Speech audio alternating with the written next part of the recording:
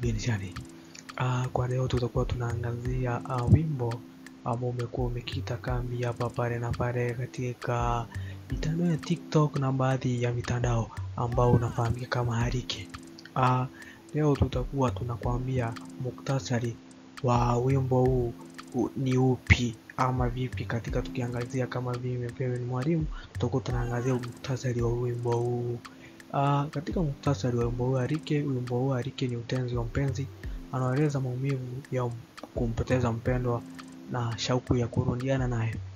Msanii Kuni anamlilia mpenzi wake Harike, akimwambia asimwache kwa sababu maisha yake hayana maana bila yeye. Anatumia lugha ya hisia kali, taswira na uimbaji wa polepole. Anaonyesha upendo wake wa dhati na maumivu anayopitia. Wimbo huu una maudhui ya mapenzi ya kweli, huzuni ya kuachwa na matumaini ya upatanisho. Pia una ujumbe kwa jamii kuhusu uzito wa uhusiano wa kimapenzi na hadhari zake.